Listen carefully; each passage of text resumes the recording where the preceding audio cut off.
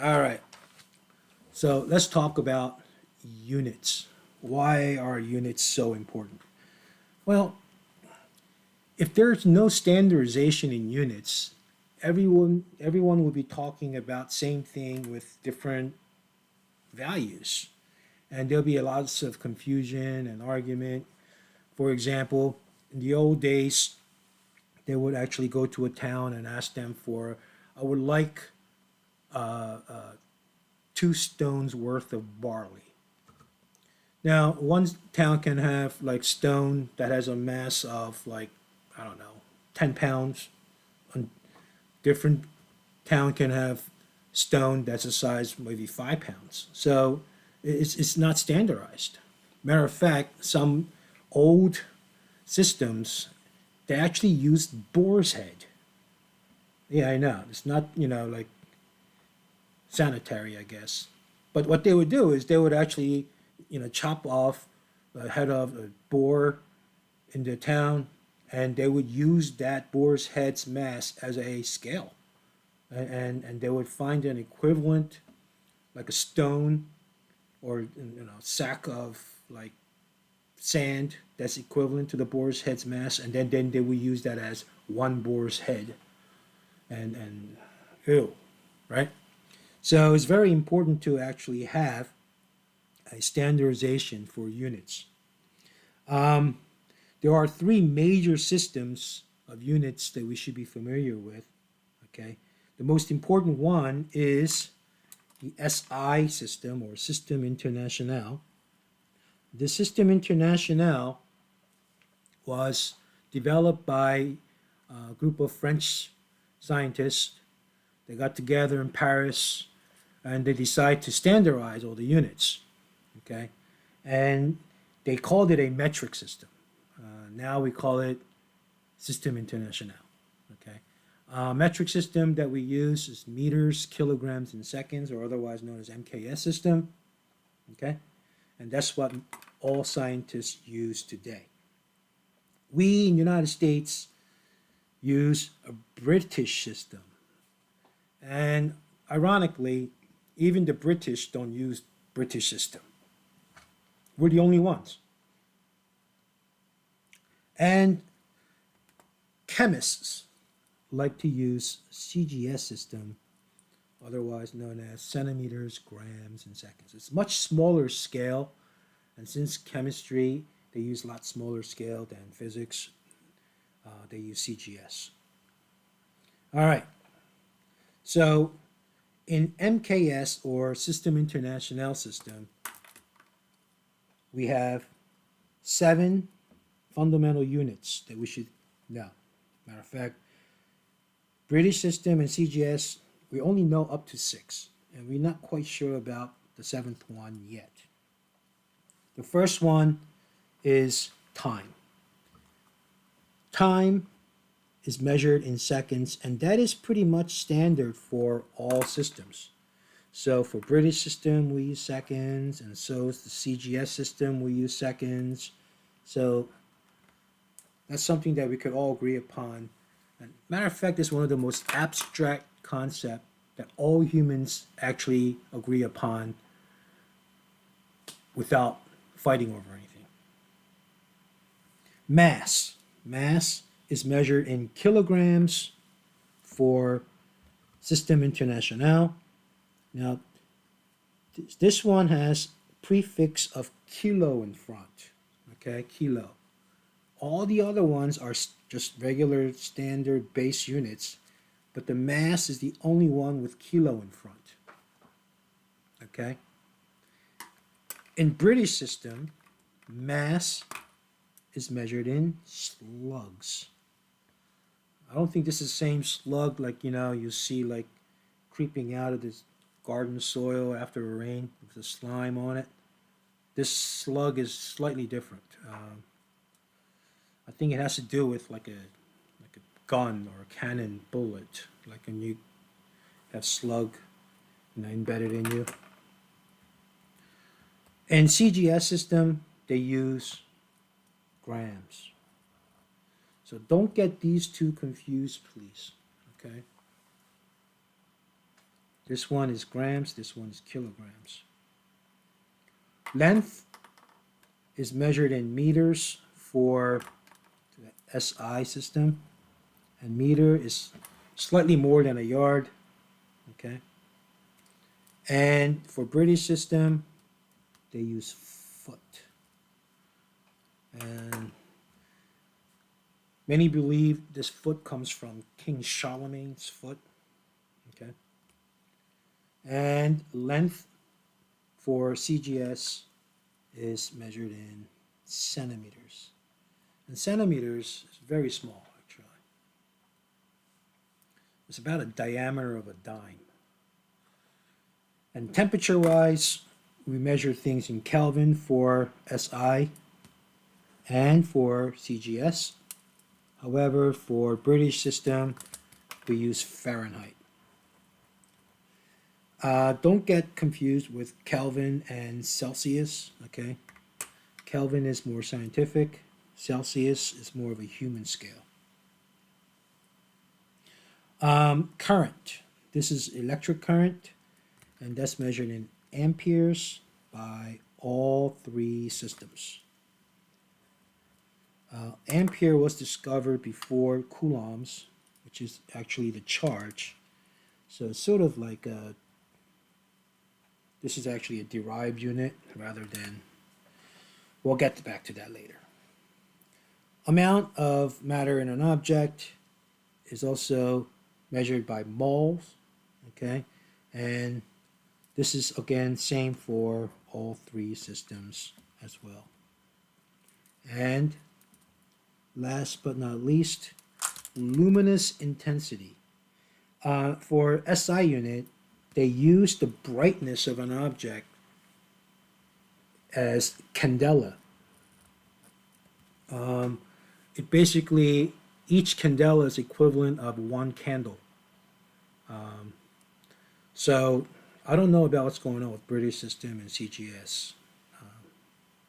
So candelas are coming more and more into mainstream because of the LCD panels and monitors, and they measure the brightness of the monitors and TV using candelas.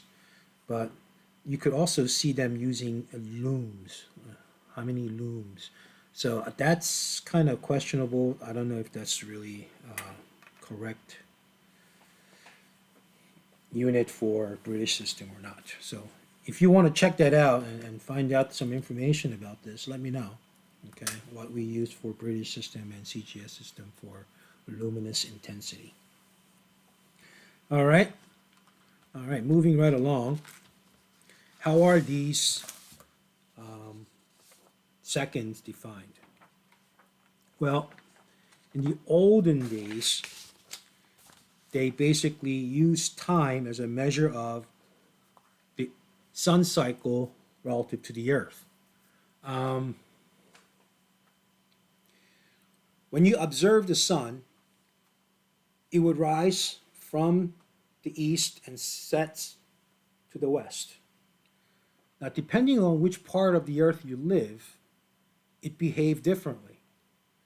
But since most human history were written by Northern Hemisphere culture, we can actually observe the sun's behavior by placing reference points and then taking a look at where it sets and where it arises, and then have it as a marker so that we can actually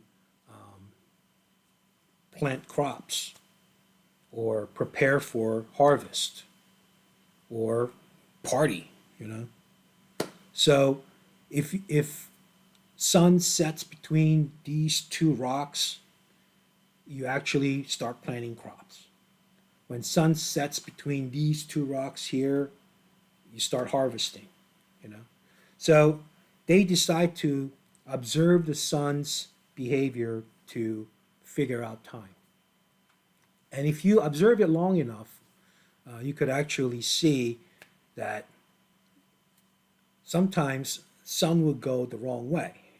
And as winter approaches, suns get shorter and shorter and shorter, and people were freaking out, So they actually would mark that time, which is winter solstice, and that's when the sun sets at the same spot 3 times exactly at the same spot.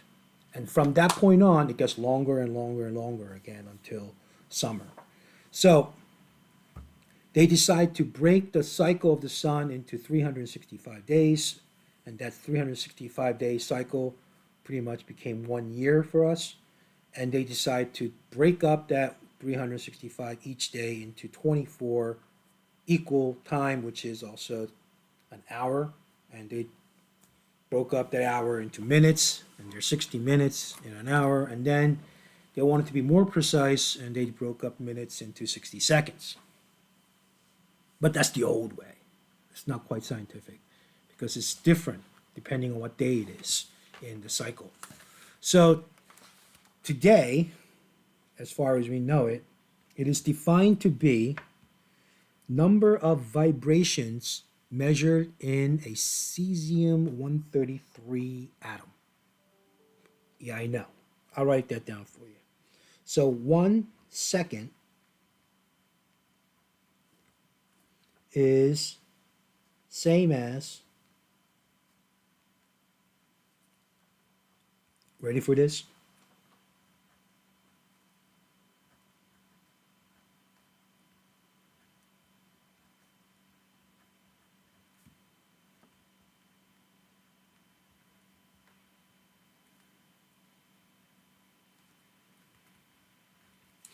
Of a cesium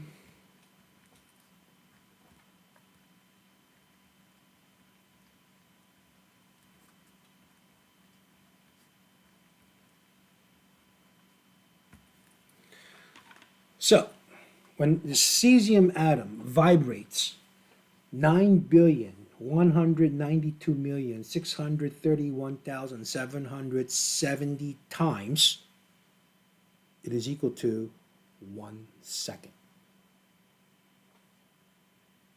So imagine being the guy counting that and keeping that up, like 1, 2, 3, too late. 1, 2, 3, 4, too late. 9.2 billion vibrations in 1 second. So why do we need something this precise for 1 second? Well, supercomputing as well as GPS system. And since things are so far away, you're going to need something really precise in order to measure and pinpoint the location of where the GPS is on the surface of the earth. So when they triangulate, they need some serious precision in order to pinpoint to within 2 feet of the accuracy. All right, mass. Mass is the next thing.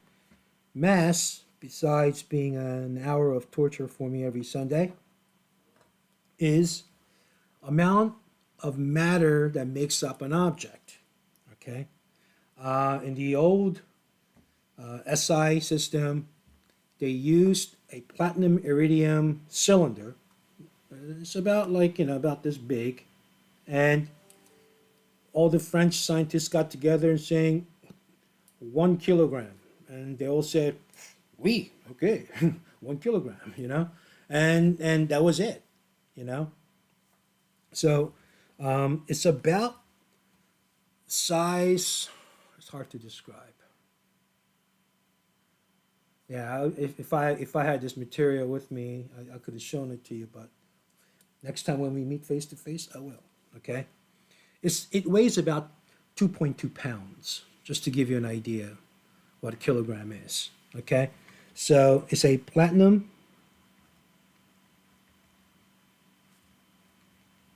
iridium cylinder that weighs about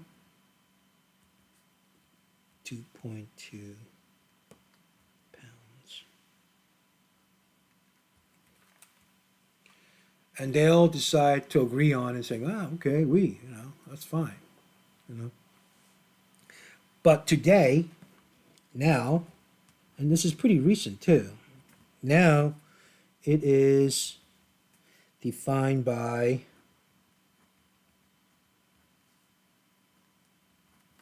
Planck constant,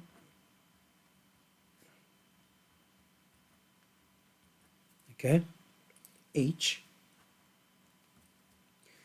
to be, ready for this, 6.6260715 times 10 to the negative 34th joule seconds. Is that a big number or a small number? Yeah, very, very small number, right? I mean, very, very small number. So you could see the precision in that. So there's a huge precision with the new kilogram mass. Okay. Length.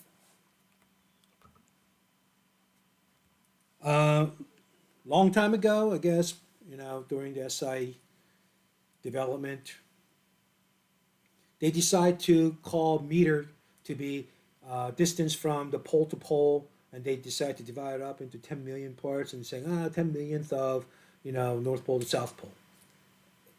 I mean, there's no pole up there in North Pole, and there's no South Pole. Like, I mean, who's going to be measuring that? Oh, there's no way, right? So they just estimated it, okay?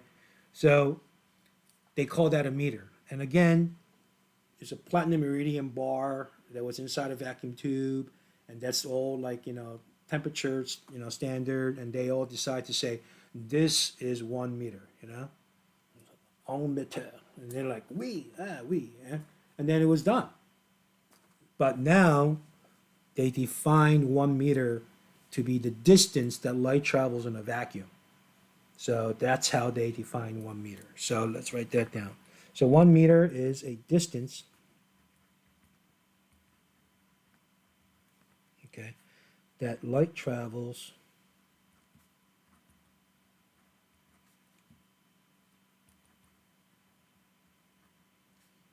in a vacuum. Oops.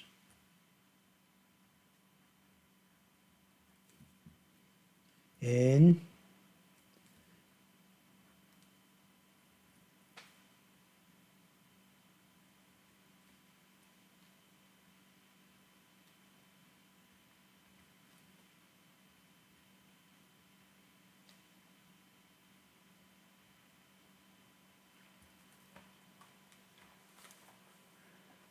300 millionth of a second. That's fast. I don't know how many of you actually take pictures with digital cameras, and if you take one of those professional cameras, if you want to like freeze like an action shot of somebody like dunking or something, you want it at least 1/500th of a second in order to freeze the person out in the air. If you take a picture of a water drops and you want to freeze the water drop into perfect sphere, you want to maybe a 1,000th of a second, and that's pretty fast as well. But this is 1/300 millionth of a second, so that's pretty fast. Okay, so to give you an idea how fast the light travels,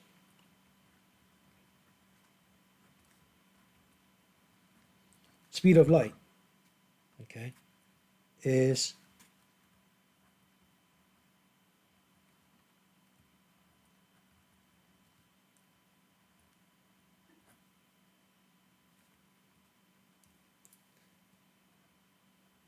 that's approximately 300 million meters per second.